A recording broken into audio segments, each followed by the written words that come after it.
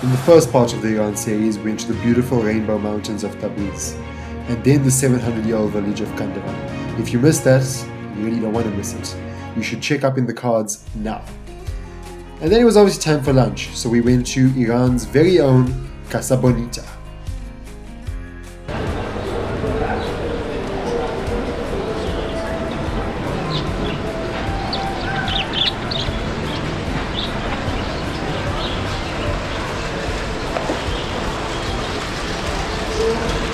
This is a restaurant.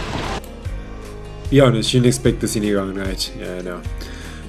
Afterwards, we had this for lunch. It's called Koofte Tabrizi, and it's an Iranian meatball that is spiced with all the aromatic herbs from the Tabriz region. It's an absolute must-try if you are in Tabriz. I then opted for a local taxi experience to the bazaar.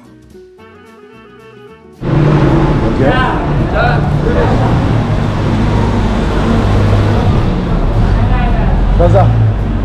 Tabriz BAZAAR? BAZAAR. BAZAAR, okay. How much?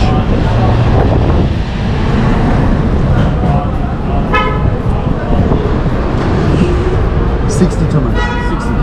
Toman, okay. Thank you. 60 تومن. Okay. Now, ordinarily I know exactly how much to pay, but this is Iran. And the currency has gone through absolute hell of late, so they've knocked off 4 zeros off the actual real value and they call it toman. So, if we look at it, 1 toman is equal to 10,000 riyals. But some people were already calling in 10,000 riyals, 1,000 riyals before that. So sometimes 1 toman is 1,000 riyals. Yeah, it's an absolute mess.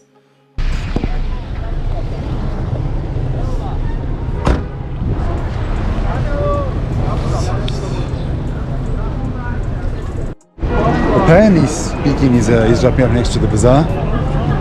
I hope so.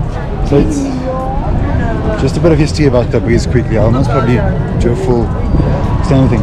But Tabriz was one of the main stops on the Silk Route. It was one of the entry points out of China. Once you got onto the Silk Route. And that's why you have all these old buildings everywhere. A lot of them are well over 500 years old. 400 years old, let's say. Yeah. And the bazaar we're going to is the largest undercover bazaar in the world, if I can find it. I've got a feeling it's somewhere here. But yeah, let's just take a walk around and see what we can find.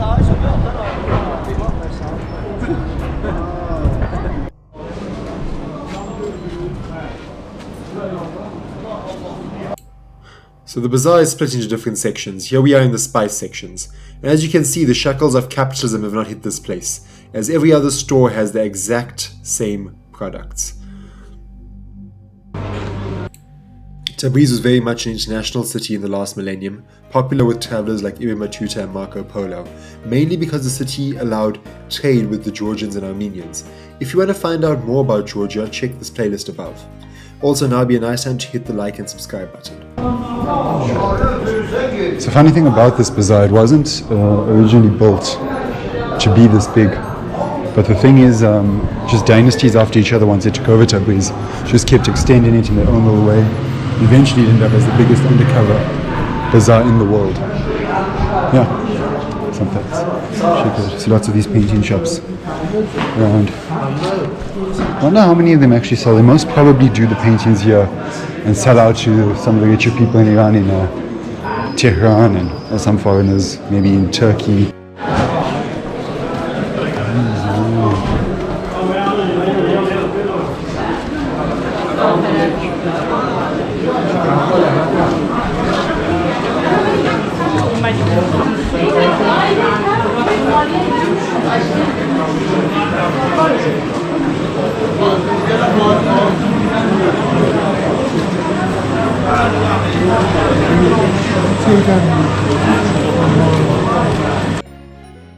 And then followed the unreasonably overpriced zone with its Persian rugs, ornaments, and gold jewelry. And after that I ended up in the cotton and wool zone, which had a weird smell to it and also reminded me that I hate shopping and that I really need to have lunch, and the bazaar is way too big with 2 little restaurants.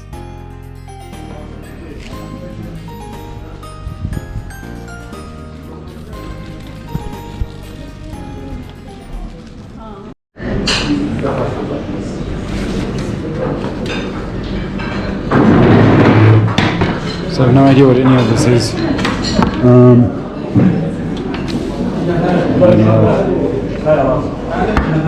know no one speaks English and I don't know what I'm getting. So what I'm going to do is, the best thing that you can do is just order and see what comes. Salamat. So I feel like just the kebab changes and everything else just comes normally, because you'll get your soup first, everybody will get their soup and there's rice there, everybody gets rice afterwards, and whatever you ordered comes with it. Quite cool, quite efficient actually.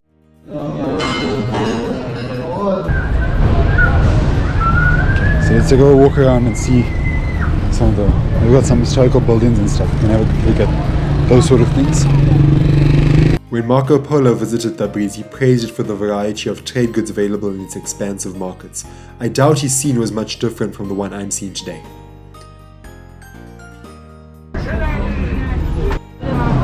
So I can't remember the name of this drink, but it's drink with tea and it's really refreshing here.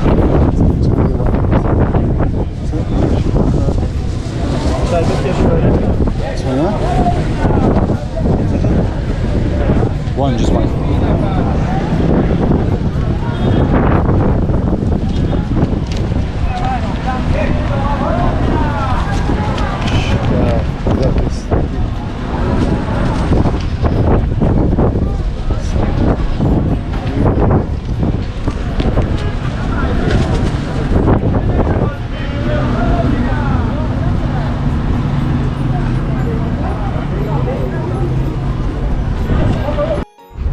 Right here, so walked away from the bazaar now and I made out to some of the less busier parts. But here are some of the other so-called historical buildings of Tabriz. That's some gate. Again, I have no idea. So the city went through, if I'm not mistaken, 3 different major dynasties. The Mongols, the Persians, and I can't remember what the last one was. But yeah, these are some of the historic architecture. One of the biggest things is the blue mosque, which is just around the corner over here. It's currently not being used as a mosque, and what they told me is it's a historical site. But so what happened was, when Persians took over, this went from a Sunni majority city to a Shia majority city, and that was originally one of the biggest Sunni mosques in the region. So currently it doesn't get used as anything. Right, so this seems to be the entry point of this historical site. There, that's the blue mosque there. But I have no idea how to get there. So unfortunately it was closed for repair work, and all I could do was grab this shot through the gate. And with that bombshell brings an end to our second part of the Iran series. Join me next time as I explore some of the more outskirts of Tabriz, and also take a hellish bus ride to my next country. Always remember again to like, share and subscribe. Thank you.